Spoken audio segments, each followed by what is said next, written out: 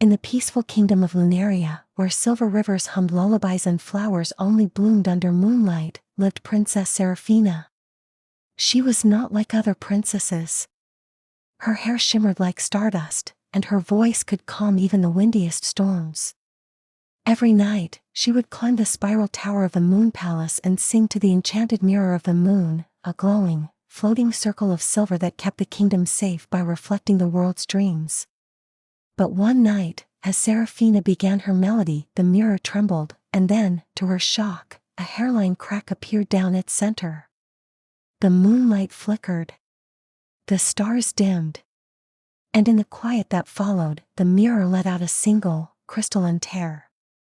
Something was terribly wrong. The next morning, Seraphina met with the Dreamweavers, old, glowing beings who wove dreams into the sky. They explained that the mirror protected the dreams of every being in the world. If its crack deepened, dreams would vanish.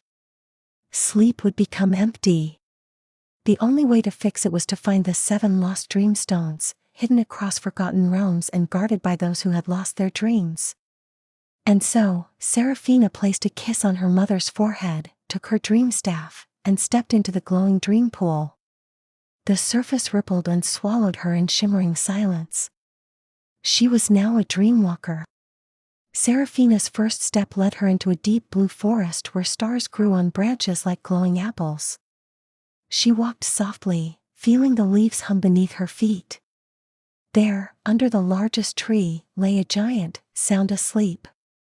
He was Lyra the lullaby giant, once the singer of bedtime songs across the lands.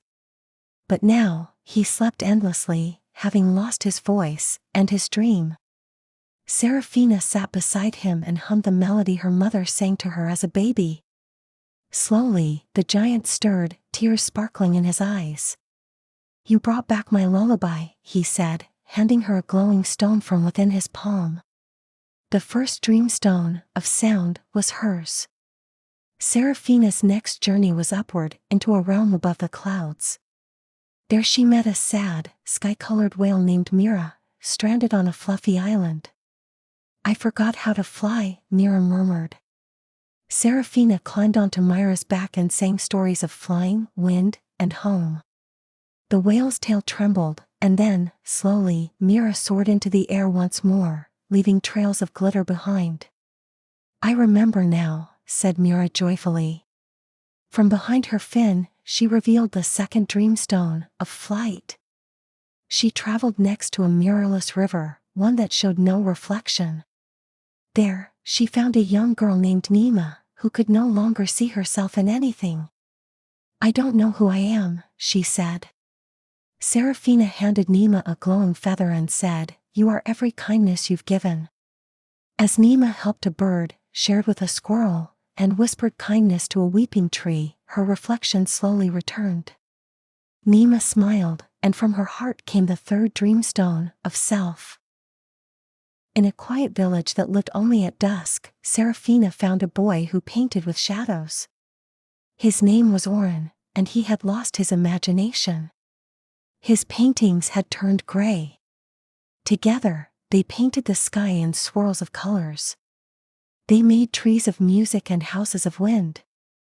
Oren laughed, his first laugh in years.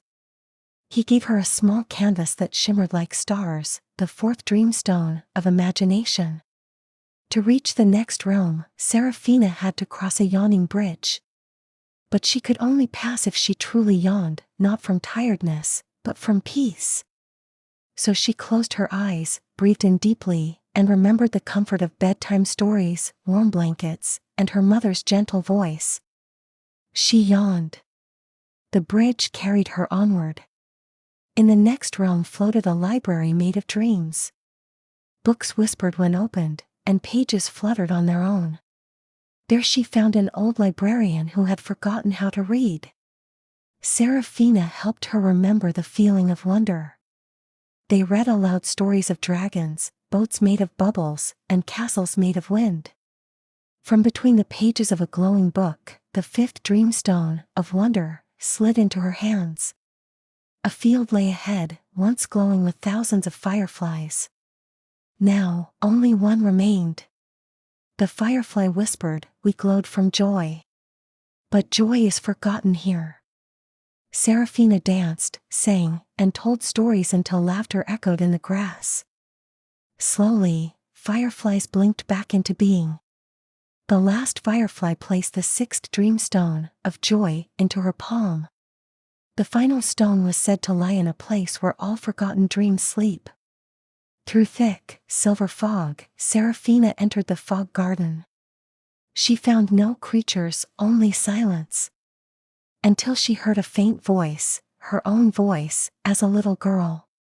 "I wish I could stay small forever and be loved no matter what." It was her own forgotten wish. She hugged the invisible child that was once her, and the seventh dreamstone of innocence appeared. With all 7 stones glowing in her satchel, Seraphina returned to the moon palace. The mirror of the moon was dim, the crack now wide. She climbed the tower. Around her, the stars held their breath. She placed the stones in a circle, closed her eyes, and whispered, "Let dreams return. Let love remain. Let the light in all things shine again." The mirror trembled, and healed. Suddenly, all of Lunaria shimmered brighter than before. Flowers bloomed in the night. Clouds danced. Children dreamed again. And in her tower, Seraphina smiled as the stars sang back to her. She was no longer just a princess. She was the keeper of dreams.